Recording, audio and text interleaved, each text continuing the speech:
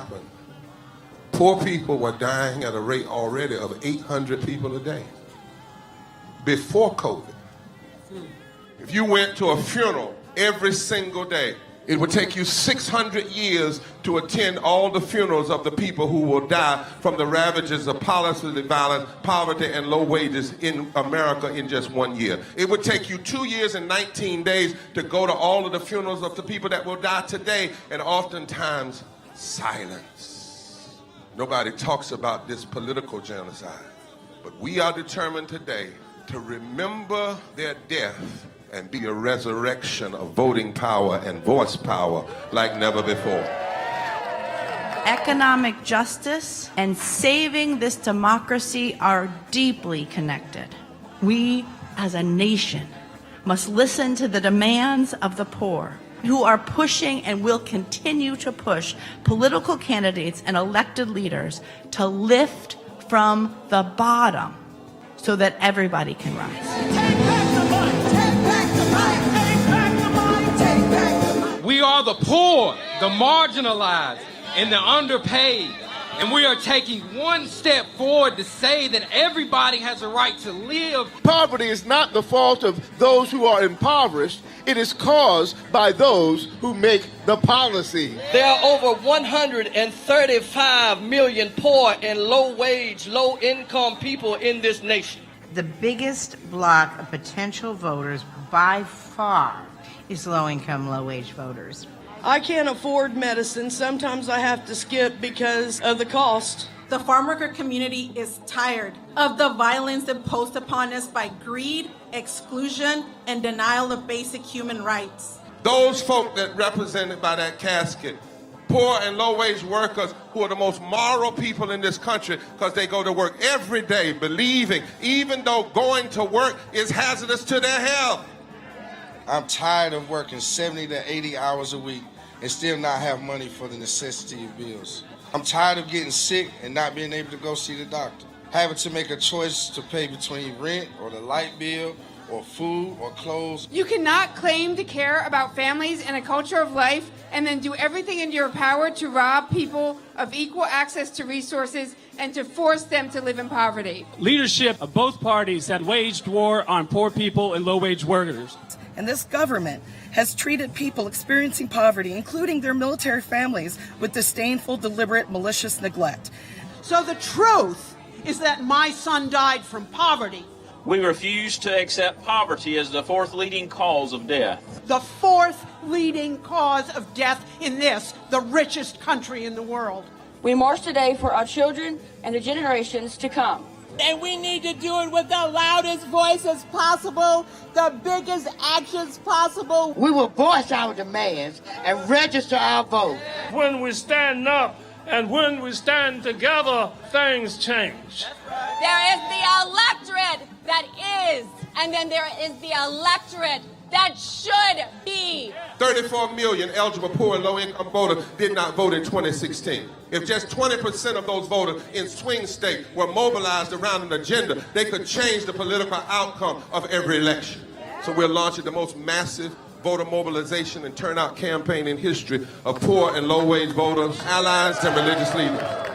People are dying, but we know it doesn't have to be this way. And so we are calling on everyone to join us in this Poor People's Campaign, a national call for moral revival. We are here, we will be seen, we will be heard, and our power will be felt. We don't need to be an insurrection. We are a resurrection that will be felt across this country. Are you ready? Ready? Ready? Ready? We are a resurrection, and we are ready. And we won't be silent anymore.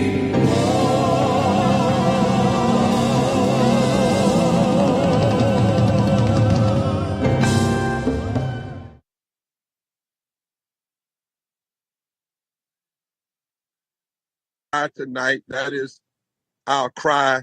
This is a pep rally. We welcome all of our friends, the 40-some coordinating committees around the country, the more than 32 anchor partners. All of us together represent more than 60 million constituencies. December 29th, June 29th at 10 o'clock a.m. on the corner of Pennsylvania and 3rd. It's time for our voices, our faces to be heard, our commitment to building the most massive turnout to the polls that we've seen. We are the real swing vote. We are the resurrection. And that's what I want you to keep saying. We are the resurrection. We are the swing vote. Our power can make a difference. We can force policies that transform this nation. And we not only have a democracy, but a democracy worth having that truly lifts everybody from the bottom. And so tonight, Reverend Liz Theo Harris and Reverend Dr. Hannah Broome will lead us in hearing from you. I just wanted to come on tonight and say, keep saying it. We are a resurrection. We are not an insurrection. We don't need violence. We use nonviolence, the truth and love and justice, which are our weapons of our warfare. They are not carnal, but they are mighty, mighty. And I'm asking you tonight, go tell everybody. Keep sending out your emails. Keep telling folk. Let's fill up Pennsylvania until it's a street and avenue until it's overflowed. Let's make the nation hear. Let it be seen on C-SPAN. Let us do this work. Let us reach 15 million poor and low-wage infrequent voters. Let us do what we have to do. Some have said the reason they don't vote is because nobody listens to them. Well, in democracy, you must make folk listen to you. And we have the power to do that. You are worthy to be listened to. Let us rise. Let us rise. Let us rise. Let us rise. We are a resurrection and not an insurrection. And this is our national pep rally. So we call on everybody, all of our friends. Labor, how you doing? Other advocate groups, how you doing? National Council of Churches and more than 10 denominational groups and millions of people and hundreds of thousand congregations. How are you doing? Black Voters Matter, how are you doing? Common Cause, how are you doing? I go on and on down the list.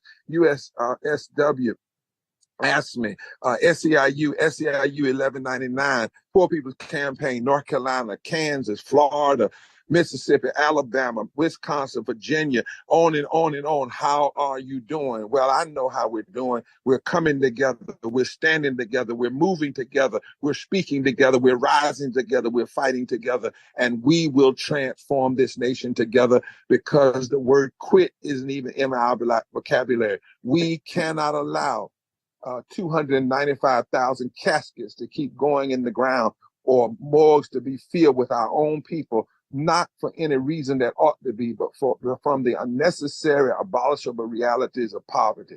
And so we say forward together, not one step back. Let's lift it up after tonight's pep rally that's everywhere, on YouTube, everywhere. Send it out, send it out, send it out. Invite, invite, invite. Tell people to come. If you're about nonviolence, come. But if you're about truth telling, come. If you're about justice lifting, come. If you're about love embracing, come on June the 29th, 10 o'clock a.m. Be there by 9 o'clock at Pennsylvania and 3rd. And let's shake the very foundations of this nation. And let's rise, rise, rise in the most powerful way possible. Then go from there and mobilize 15 million poor and low-wage voters, the biggest block of voters. We are the swing vote. We are the resurrection. And we won't be silent, not now, not ever. Love to all of you, love to all of you. And take it over, Yara, and sing us into this. And then the organizers are going to come on and welcome you. And then the Reverend Dr. Liz Theo Harris and the Reverend Dr. Hannah Broome are going to invite all of you. Bring your heart to this because people will hear it all across the world. And because of what you say, some people might choose to get on the bus, get on the van, get on the train, get on the plane. Let us send out the call again and again and again. And love every one of you. Love to every one of you. God bless you. Take care. Thank you, Bishop Barber. Bishop Barber just said, let's send the call out to everyone. And the call is that there is a meeting in Washington and we belong. There is a meeting and you and you and you and all of you and I belong at the meeting there in Washington. We've been singing this song, and you may have heard it in the preview music. I don't know, but I tell you what, we're going to sing this song tonight. We're going to lift our voices right where you are. Lift your voice and sing with us. There's a meeting in Washington, and we belong. We belong. We belong. We belong at the meeting there. And so we want to see all of you at the meeting. Here we go. There's a meeting in Washington and we belong. We belong. We belong, and there's a meeting up in Washington, and we belong. We belong at the meeting there. There's a meeting up in Washington, and we belong. We belong. We belong. There's a meeting up in Washington, and we belong. We belong at the meeting there. We are raising our voices, and we belong. We belong. We belong. We are raising our voices, and we belong. We belong at the meeting there. We are waking sleeping giants, and we belong. We belong. We belong. We are waking sleeping giants, and we belong. We belong at the meeting there. Yes, we are a resurrection, and we belong. We belong. We belong. Yes, we are a resurrection, and we belong. We belong at the meeting there. Well, our votes are our demands, and we belong. We belong. We belong. Yes, our votes are our demands, and we belong. We belong at the meeting. Yeah, there's a meeting up in Washington, and we belong. We belong. We belong. There's a meeting in Washington, and we belong. We belong at the meeting there. We belong at the meeting there. We belong at the meeting there. See you in Washington. Thank you, Yara. There is a meeting in Washington, and every single one of us belong there. Welcome to our virtual rally for the Poor People's Campaign, a national call for moral revival as we mobilize towards the June 29th Mass Poor People's and Low-Wage Workers Assembly and Moral March on Washington and to the polls. Tonight, this virtual rally, which is broadcasted across the nation, will lift up the voices of directly impacted people, faith leaders, labor leaders, and advocates mobilizing for June 29th. My name is Sig Melis, the National Director of Organizing for the Poor People's Campaign, and I'm welcoming you tonight alongside the National Field Team of the Poor People's Campaign. Hey y'all, I'm Clinton, and if you haven't done so already, make sure you share this live stream on your timeline. Get the word out to everyone you know. Share throughout the live stream tonight. And again, I'm Clinton, and we are mobilizing to abolish poverty as the fourth leading cause of death in the United States, claiming 800 lives a day. Hi, I'm Danielle Holmes, and we're mobilizing to bring the demands of over 135 million poor and low-wage people directly to Washington, D.C. on June 29th. Hey y'all, I'm Mads Ashley, and we're mobilizing to be a moral resurrection, not an insurrection, on 3rd and Pennsylvania Avenue Northwest at 10 a.m. on Saturday, June 29th. Now I'd like to turn it over to our Director of Policy, Shali Gupta-Barnes, and the Reverend Casimir Brown to talk about our powerful 17-point agenda. Thank you so much, Mads. What has really been on my heart as we move closer and closer to June 29th is the power of this campaign, of this movement of poor and low-income people Of 135, 140 million poor and low-income people, 40% of this nation, a third of the electorate, what couldn't we do? What couldn't we do if we showed this country, showed those in power, our power, and that we are organizing ourselves to unleash that power? The demands we are making on June 29th are a reflection of our priorities and needs and of our power. This is what we could make possible. And they have a lineage in this campaign and of generations of campaigns and movements before us, generations of ordinary people who did extraordinary things, who organized and brought us closer to the nation we have yet to be. And we carry that responsibility forward on June 29th, through the summer, through November and beyond, especially now in these times, as Pentagon spending is going to near $1 trillion, while 22 million people have lost their health care, millions are on the edge of eviction, and long-term poverty claims 800 lives a day. We have a responsibility to call out our demands and our moral agenda and assert our power. So Reverend Casimir and I will walk briefly through these 17 demands. Many of them will sound familiar. They're what we've been calling for since, in the moral agenda, the Jubilee platform, what we showed was possible, and the moral budget, what we introduced in the House in 2021 and 2023 in the third Reconstruction Resolution. And so here we go, because we're going to just keep doing this over and over again until we win. Number one, abolish poverty. No longer will poverty be the fourth leading cause of death in this nation.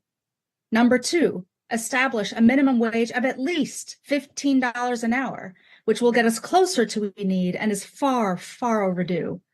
Number three, ending voter suppression. And number four, a full expansion of our voting rights. Number five, guaranteeing workers' rights and labor rights, because when labor is strong, our society and our democracy are stronger. Number six, guaranteed universal health care for all. Number seven, affordable, adequate housing, an end to evictions, and an end to the criminalization of homelessness.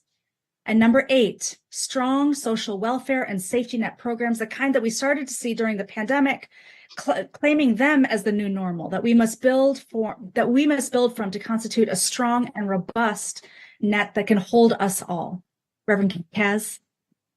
Number nine, an end to gun violence. Because one is too many. One is too many deaths in this country. So we are calling for an end to gun violence. 10, fully protected women's rights. We have seen what's happening in the Supreme Court, and we are demanding fully protected women's rights. Number 11, an environmental justice that secures clean air and water, because the earth is not okay. We are not okay. We are connected, and that's why we must have environmental justice.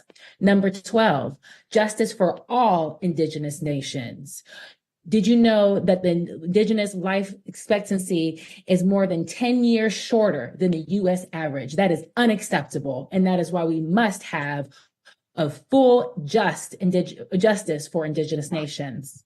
Number 13, fully funded public education.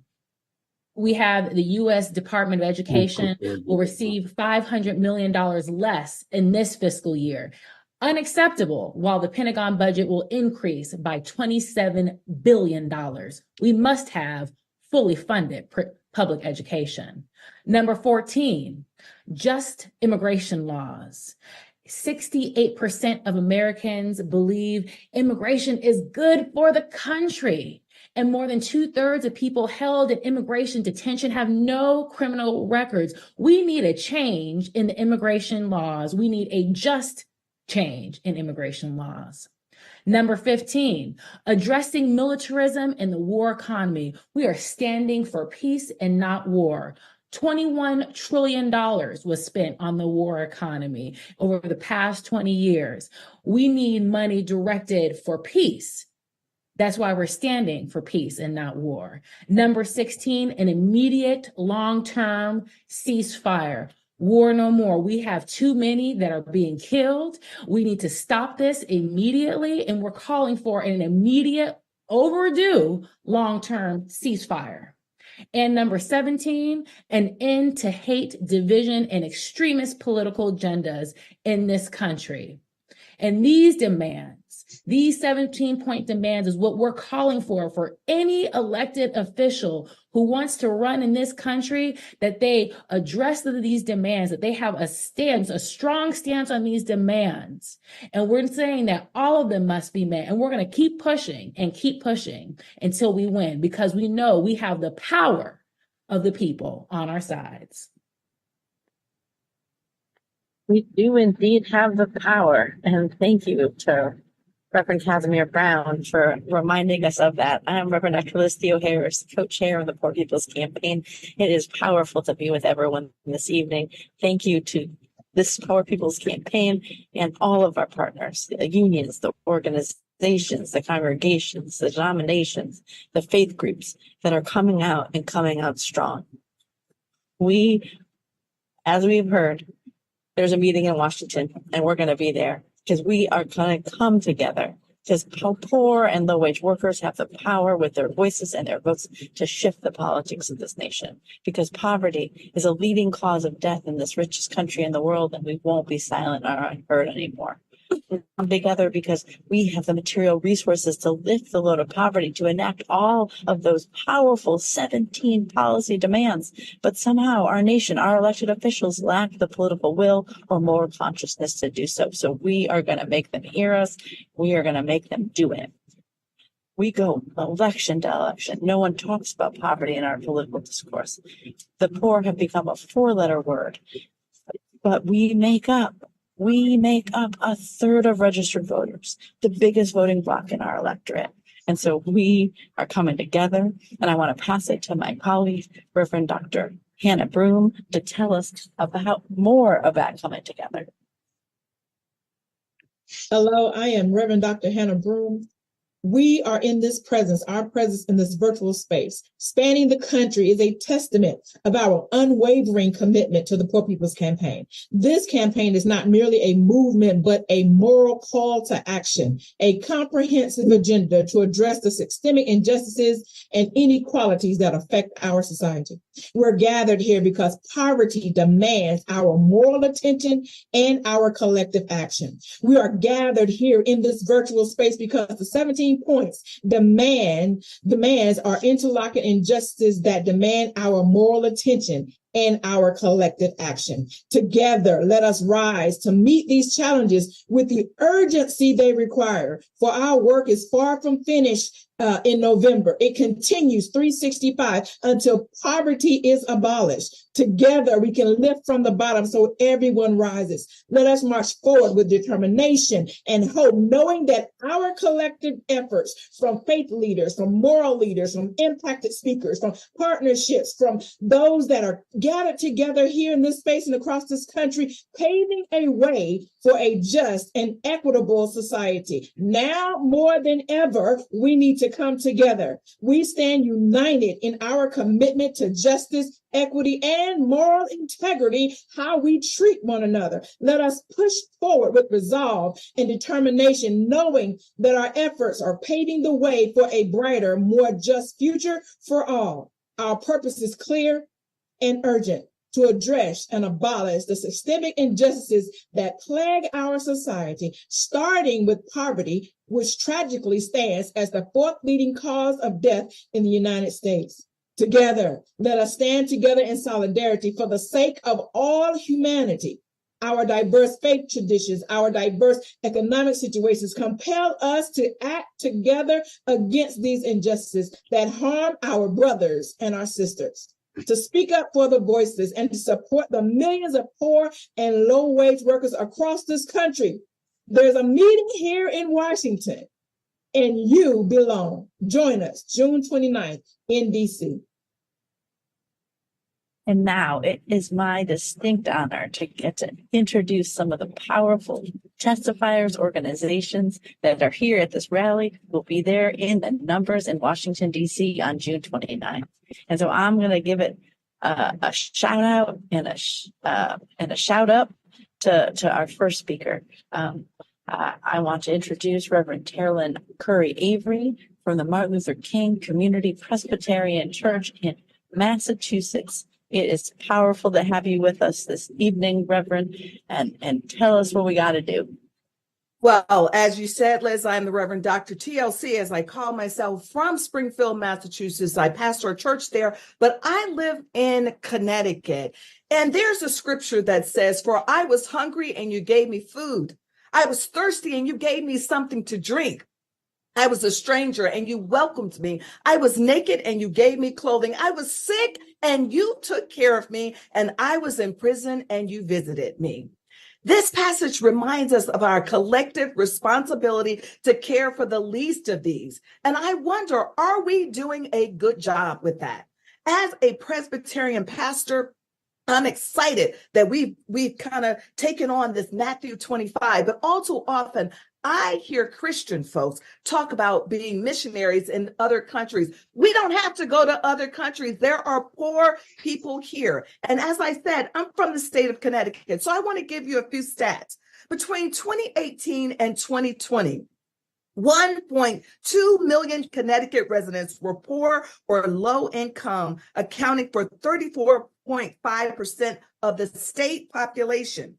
To meet basic needs, 2 adults with 2 children need to earn over $26 an hour. But at the state's minimum wage of $15 an hour, an individual must work 85 hours a week to afford a 2-bedroom apartment.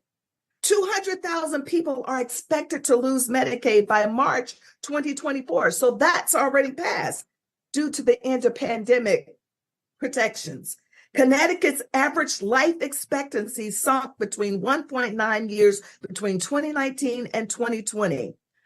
Poor and low-income Connecticut households spent 3 times as much of their income on energy costs as the average household.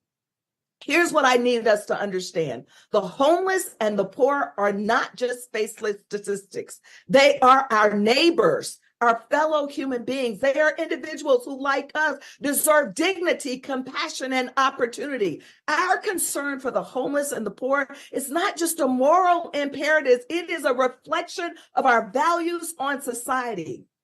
Speaks to our commitment to justice, equity, and the inherent worth of every person. So as we strive to build a better world where every person feels worthy, we cannot ignore the marginalized or the disadvantaged. So addressing poverty requires us to challenge the root causes of inequity and advocate for policies that promote economic opportunities and create communities where everyone has a place to feel safe, secure, and a home. So it's important for us to get out and vote, but it's also important for us to mobilize poor and low-income eligible voters.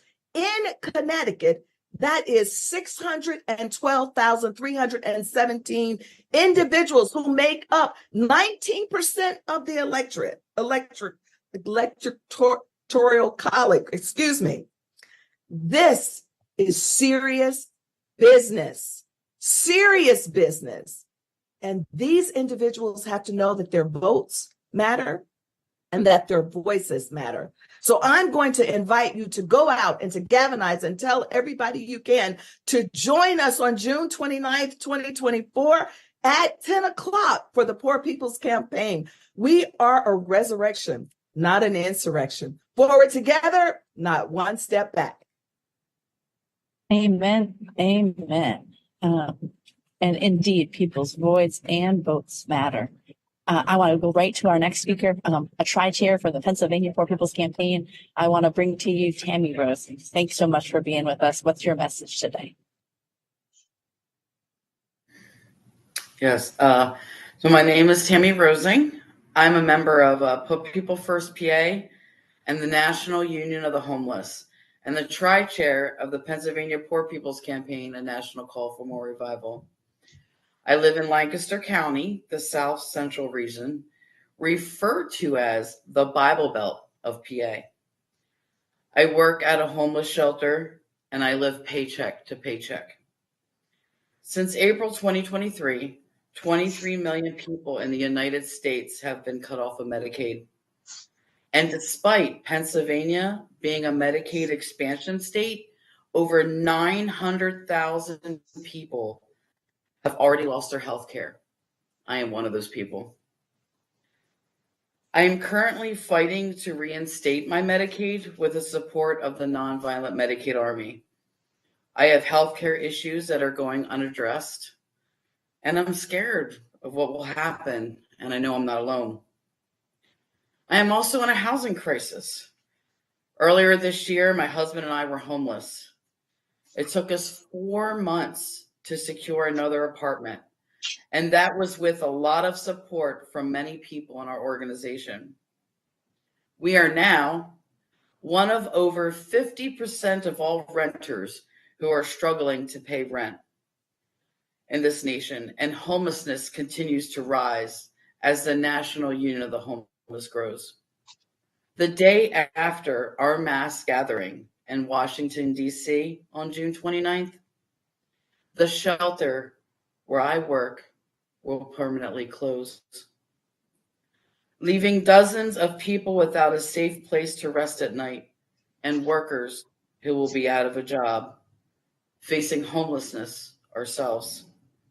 I've spent my time there building relationships with the shelter clients and have been bringing them into our movement. And that is why I'm organizing myself and the residents to DC.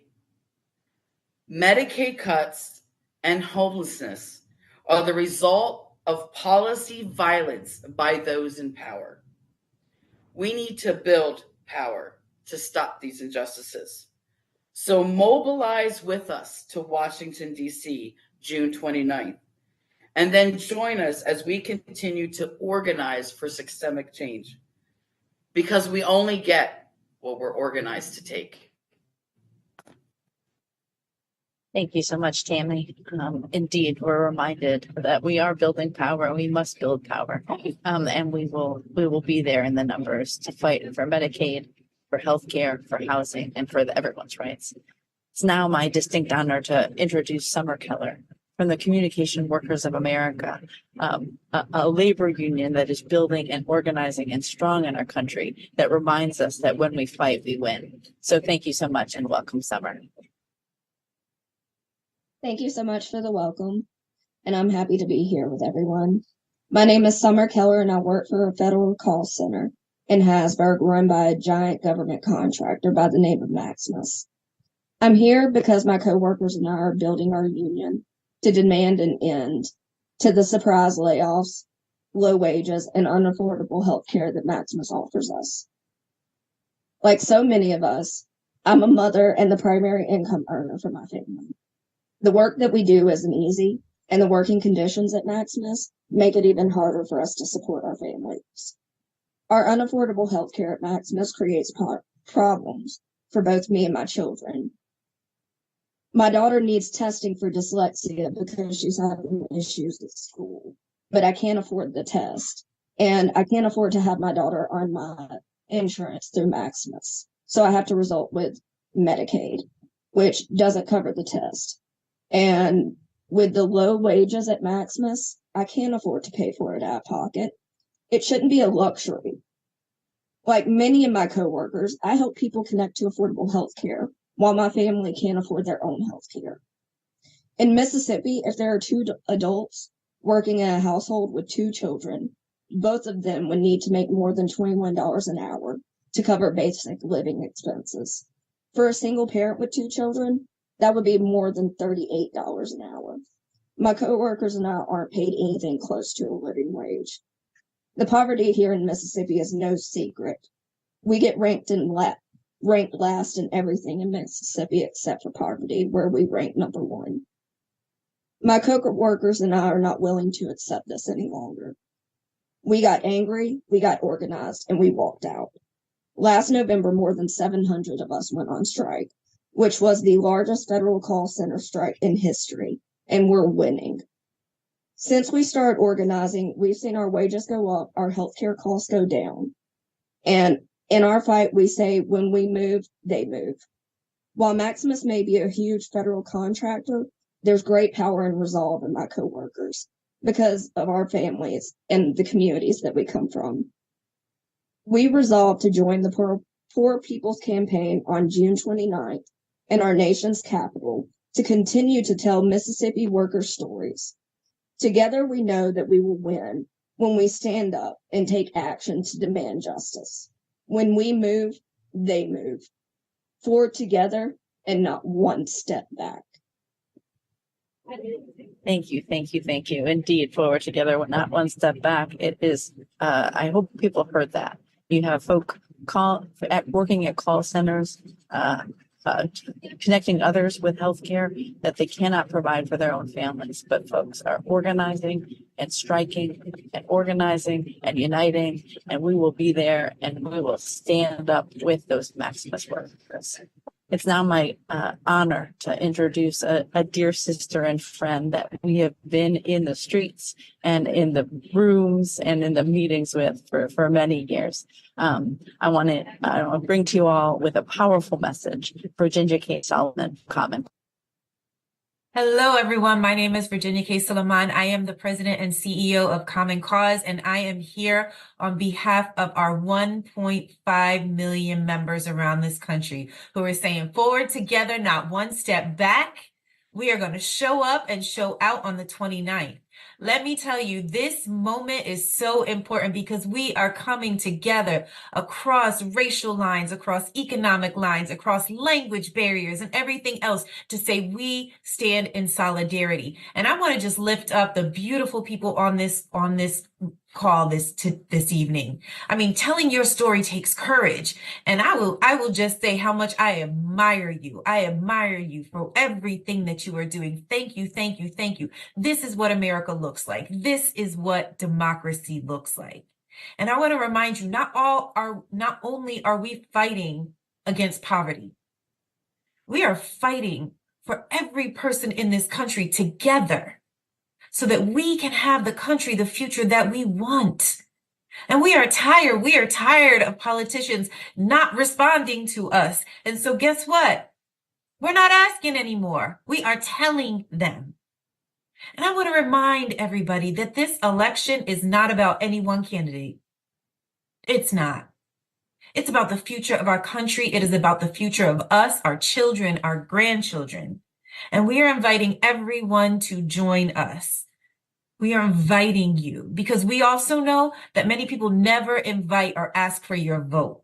So we are saying here in our huge, big coalition, we have room for you. We invite you. There is more than enough seats at the table for you. And we want you to come with us and show our power together. Because imagine what we can do if we show up. They're going to have to listen to us. They don't have a choice because we are voting for the future of our country. We are letting them know what our agenda is. We're tired of hearing their platform. Now they need to respond to ours. And I just want to say something before I close, because people keep asking, why should I vote? Why should I vote? And I'm telling you right now, our country was not considered a democracy until 1965. Everybody goes back to 1776. We lived under authoritarian rule all the way up until the end of Jim Crow, when some people mattered and others didn't. And we're not going back. We're not going back to the days of authoritarian rule. We are not going back to the days of having to be grateful for scraps. We are not going back to the days where the well and the advantaged get to make all of the decisions. We are saying we are reclaiming our democracy. We are reimagining a future together with you. And so we invite you to join us. Please, we look forward to it. Make sure you tell everybody that you know that June 29th will be a transformative moment for this country. Forward together and not one step back. Have a great evening. That's right. Transformation. Here we come. We are the resurrection. Now, we are going to convene and converge on Washington, D.C. So there's no one better to help welcome us there than I introduce to you and welcome Chris Williams from the D.C. Poor People's Campaign. Thank you. My name is Dr. Christopher Williams. We are mobilizing here in Washington, D.C. because we are fed up with the racism and the mistreatment of low income and low wealth residents, especially public housing residents. Here in the nation's capital, you will find an abundance of wealth. Our city budget is one of the largest in the country. It increased by $1 billion just in 1 year.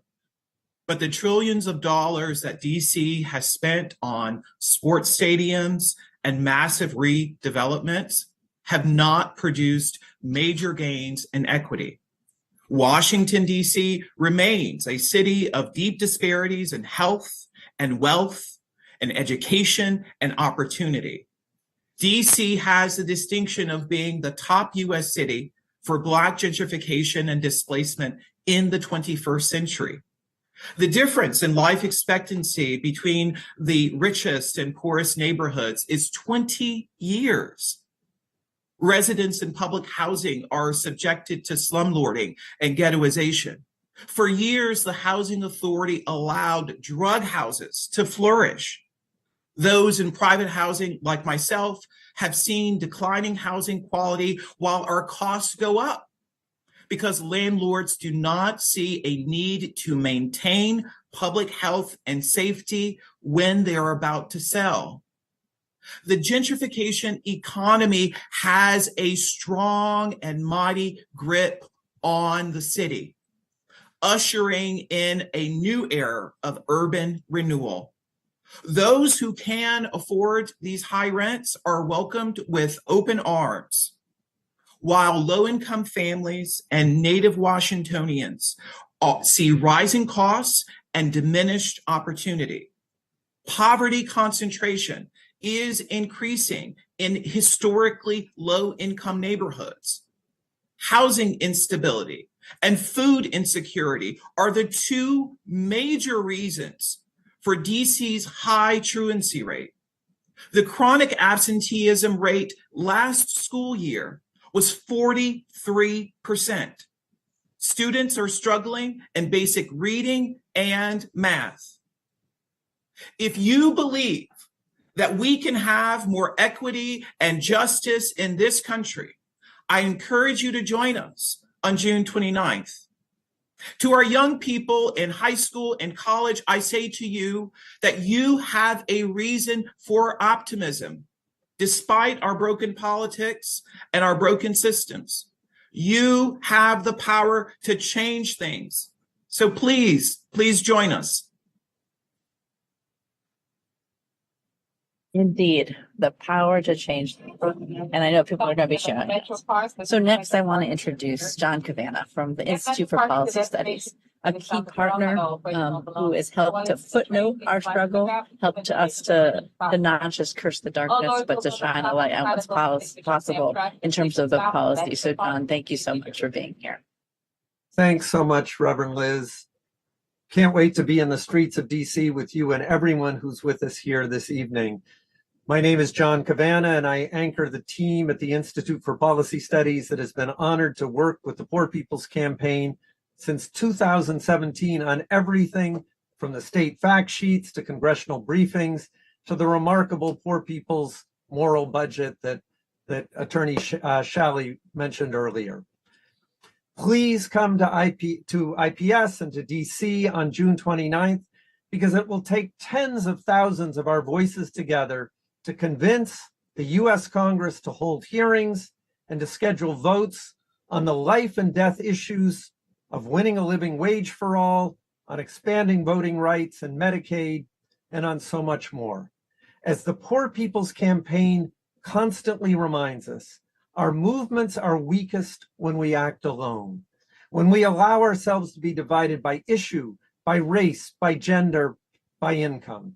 And yet there is nothing more beautiful and more powerful than a campaign that is rooted in moral fusion, in multiracial organizing, and emphasizing the connections between poverty, racism, militarism, and environmental destruction.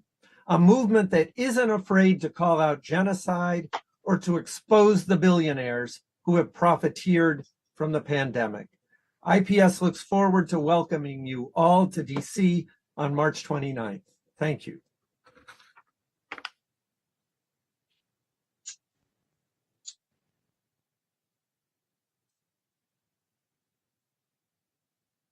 So we have heard some amazing speakers that have empowered us. We have another line of speakers that are going to really bring in the focus of June 29th.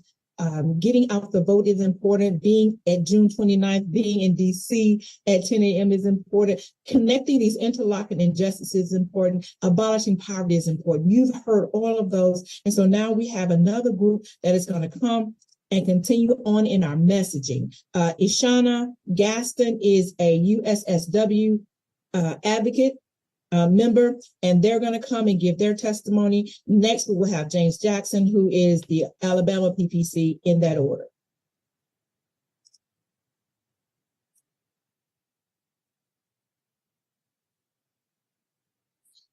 Hey, how y'all doing? My name is James Jackson. First off, happy Juneteenth from Pritchard, Alabama, and Mobile County of Alabama. I'm wanting everyone to come to Washington, D.C. on June the 29th, because this is a fight for our life. We are fighting for a living wage. Everything is going up in cost, food, fuel, just travel, everything, healthcare, and the wages, the working wages not equaling up to the cost of living. We have to fight because this is a dire need for us to make a difference in this country, where it is not, it's very unacceptable that we have homeless people that work 2-3 jobs and still homeless. It's unacceptable. I know people that work double shift and can't even raise their children because they work double shifts. These are the issues that are dire need to be talked about by these politicians running for president, Congress. You know, these are the issues that we need to be talking about, not who's going to court and how many charges they got. You know, I see this on the news. This is not on the news enough about poverty. It's a dire need that we talk about this, and that's why I'm going to Washington, D.C. on June the 29th, and I encourage everyone to go because we are in a state of emergency. Thank you for your time. Thank you, James. And each state, we have over 32 state PPC organizations, coordinating committees. Please join, go to the Poor People's Campaign website, sign up, RSVP for June 29th. Also, then you can see what state, what PP coordinating committee is in your state, and join the movement.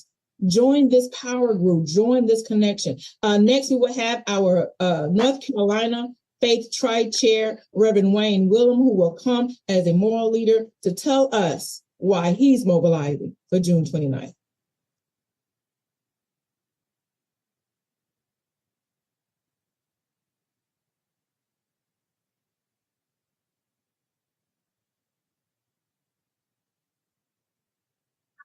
Wayne, you're on mute. Sorry about that.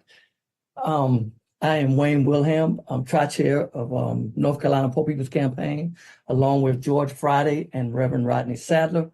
And again, we are tired. We are tired. We are tired. It is time for a change. Just saw on the news this evening that the Surgeon General decided there needed to be a warning about too much time on social media. Well, I believe it's time that there's a Surgeon General warning placed on this $7.25 minimum wage. And it is hazardous to our health because poverty is hazardous to our health. We know that poverty takes an enormous toll on this country and its people every day. And we also know that poverty is a policy choice. And these horrible policies continue to hurt our children, continue to hurt our families, continue to hurt our communities, and continue to hurt our lives. So that's why North Carolina is mobilizing. North Carolina is mobilizing. We are going to Washington on June the 29th because every day, 2 million people in North Carolina leave their house and go to work for less than $15 an hour. We are mobilizing and going to Washington because 4.2 million poor and low-wage workers, that's 40% of the population, in the state of North Carolina need access to all of the basic necessities of life. We are going to DC. We are going to Washington because we realize with the ending of continuous eligibility for Medicaid, 372,000 people are estimated to lose access to health care. We're going to Washington to stand for workers to have labor rights. We're going to Washington to wake this sleeping giant of poor and low wage and free voters to change the landscape of this nation. We are going to Washington as faith leaders to say, woe unto you who legislate evil, who make unjust laws, that rob the poor of their rights, that withhold justice from the oppressed, and hurt women and children. We are going to Washington to say that we are a resurrection and not an insurrection. We are going to Washington to fight poverty and not the poor. We are tired, but we cannot stop, and we will not stop. We are going because we hear the voices of all of you. We hear the voices of this nation, and we can't be silent anymore. Forward together and not one step back. Thank you. Thank you, Brother Wayne. So all of these states are organizing. Forward together, not one step back. We are organizing. We will not turn around. We will not go back. Next up that we have Latasha Brown, Black Voters Matter co-founder, that's going to come and give us why she's became a partner of this movement. This little light of mine, I'm gonna let it shine. This little light of mine, I'm gonna let it shine. Oh, this little light of mine, I'm gonna let it shine. Let it shine, let it shine, let it shine. Hey, y'all, I am so honored to be here and be a part of the Poor People's Campaign. And Black Voters Matter is really honored to be a space because we think this work is needed. I want to raise three things. One, we're operating from the space that I think it's important for us to know that every single problem that has ever been solved came out of innovation, literally around a problem, that all innovation started with a problem. I am looking at us, we are the problem solvers, that ultimately, if America is to become the nation that we want it to be, we're going to have to create it, y'all. And so in this moment, as we find ourselves in this space that it thinks that we're not begging, we're not just demanding, we are going to create. We are demonstrating like literally what it takes to really create and build a nation, a real nation, that ultimately we are coming to this from different walks of life. We're coming to this from different nationalities, for different experiences. That's the America that I believe in. That's the America that I want. That's the America that literally we can create. We are not in a circumstance in this nation that in some circumstances, the resources aren't available. No, we are this is the wealthiest nation in the world. The resources are here. It is the political will for us to really shift, that we've got the power and the numbers to take folk out that are not aligning with our values, right? And put people in that will create the kind of policies that we need and desire. It will not be our politics, I say it often, that will save us. It will be our humanity. And so in this space, I think the greatest thing we've got to do is we got to believe. We got to believe that we are the change that we seek. We've got to believe that this is a matter of how we turn the hearts and the minds of those that are in power. Some of them, they need to move out the way. The last thing that I'll say is related why I want to sing This Little Light of Mine is because I've shared this often, that we're in this space that for some, it seems like it's a dark night of the soul or dark night, but it's only in the nighttime, y'all, that we can see the stars shine, that it is in the night that those of us, so we are being called in this moment, we're being called to create and demonstrate and operate in a space that we get the America that we desire and we deserve. So now one step backward, forward together. We are the visionaries of a new nation, and we have to see that. We're beyond being the citizens of this nation. We are founders of a new nation, a nation that's more just, equitable, and inclusive. Thank you. Wow. Thank you, Latasha, for that amazing what we are supposed to be. We're supposed to be the light. We're supposed to be shining into this darkness. So thank you. Marianne Penham, who is our New York PPC, will come now and speak why she's mobilizing in New York. Thank you for having me. My name is Mariana Pineda, and I am a Costa Rican indigenous Huetar woman, but have been living here in New York for the last 4 decades. And I thought I was living the American dream. I had near perfect SAT scores. I got good grades. I got scholarships, and I have 3 degrees and 6 teaching certifications. But at the end of the day, when I got COVID, none of that mattered. So many of us are just one catastrophic illness, one unexpected medical diagnosis away from bankruptcy. And for me, I was a public school teacher. I had a good union job. But when COVID filled my lungs with blood clots, none of that mattered. And when I could no longer return to the classroom, the US government did not care, and they denied my Social Security disability twice. At that point, my family decided that my teacher life insurance policy was worth more than the burden of caring for a disabled COVID long hauler. And that is when the domestic violence began.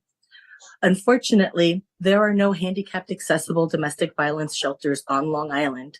So because I was on oxygen and using a walker, I could not be placed in one of the very few shelters that we have for people like me on Long Island.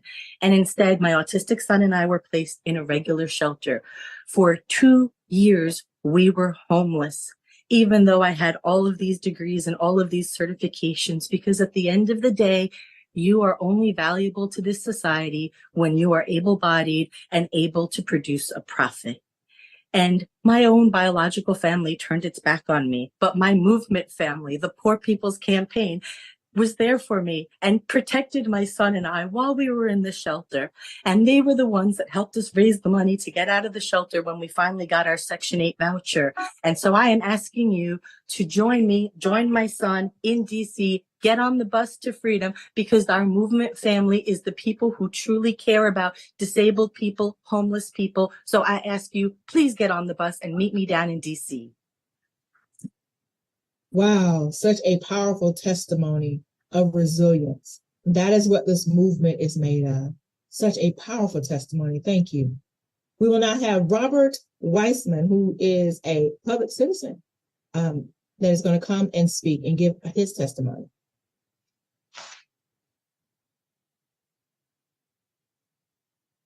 Mariana and my friends, they're so brave and inspiring, your words. So brave and inspiring. 1 in 3 Americans skip the medicines they need because they can't afford them. 1 in 3 Americans skip the medicines they need because they can't afford them.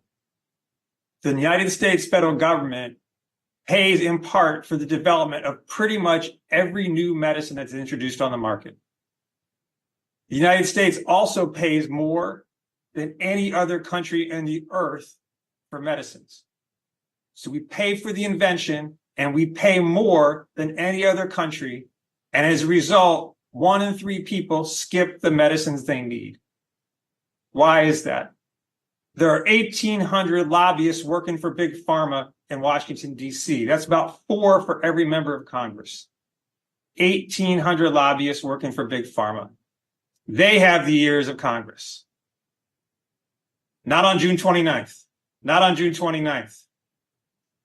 The Poor People's Campaign brings its mobilization to Washington, D.C. It's Congress will be forced to listen to thousands, tens of thousands, representing millions of low-wage, poor people across this country, saying that's not right. That is why Public Citizen is mobilizing to join the mobilization on June 29th. That is why I look forward to seeing all of you, my brothers and sisters, on the streets in Washington, D.C., June 29th. Thank you, Robert. These powerful testimonies, these powerful words, that is just really at the heart of this movement, really at the heart of what we're doing and coming together. We will have Shamra, who is in our LAPPC coordinating committee, will now come and speak.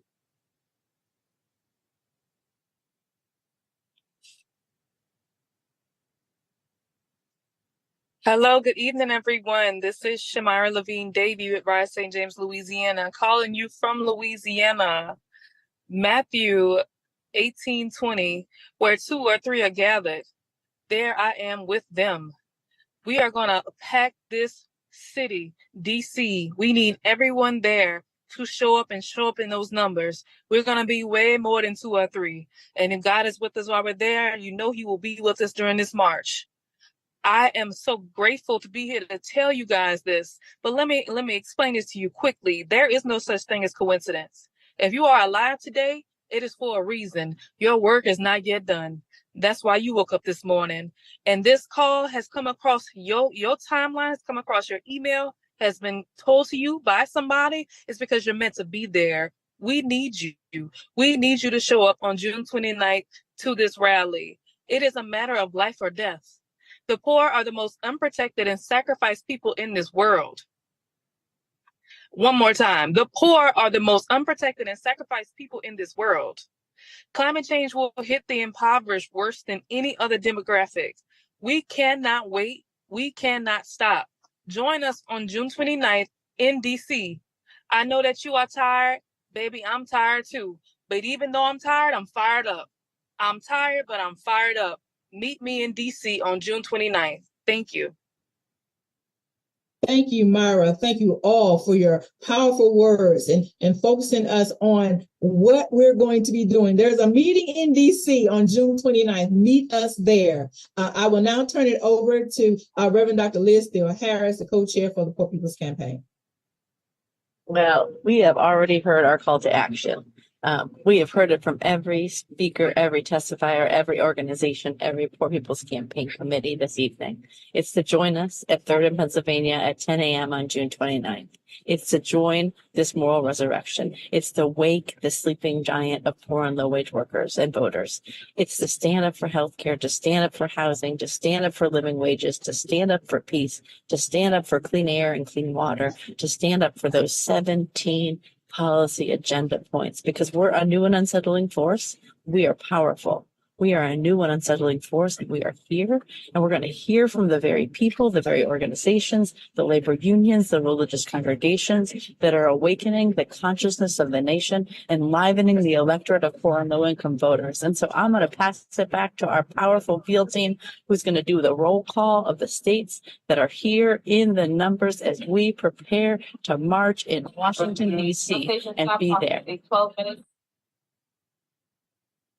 Good evening, good evening, good evening. What an amazing night. I'm here to tell you that we're all in for June 29th in Alabama, Arizona, California, Delaware, Florida, Georgia, Illinois, Indiana, Louisiana, Kansas, Kentucky, and Maine.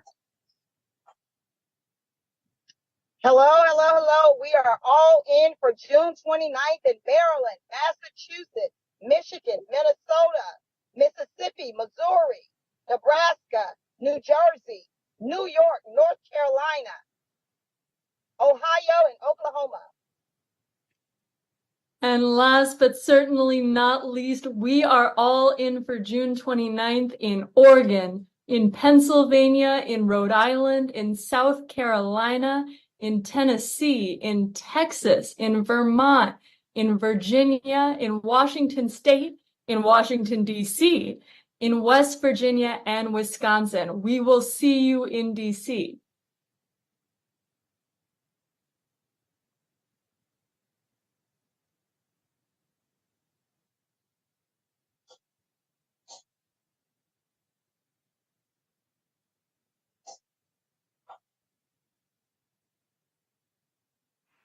Amazing. Okay, so we're going to sing a song together.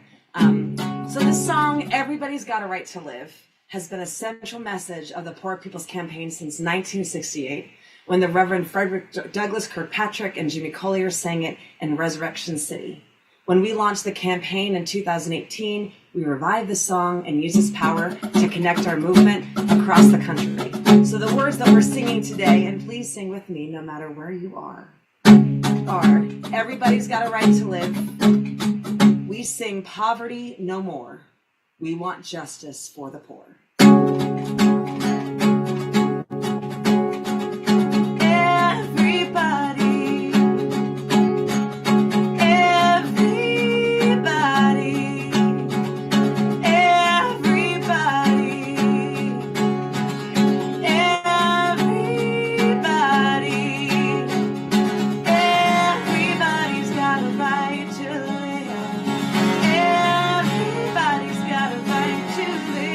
We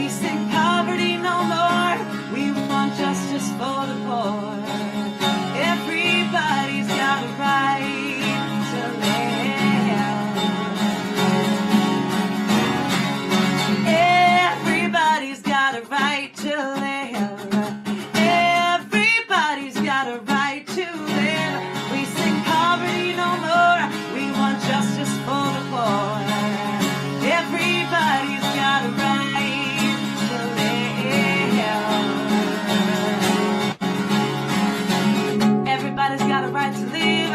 Everybody's got a right to love. Everybody's got a right to dream. Everybody's got a right to breathe. Everybody's got a right to live. Everybody's got a right to love. Everybody's got a right to breathe. Everybody's got a right to sing. Everybody's got a right to live. Everybody's got a right to be. Everybody's got a right to sing. To sing. Poverty no more. We want justice for the poor. Poverty no more. We want justice for the poor. 'Cause everybody's got a right. Everybody's got a right. Sing with me.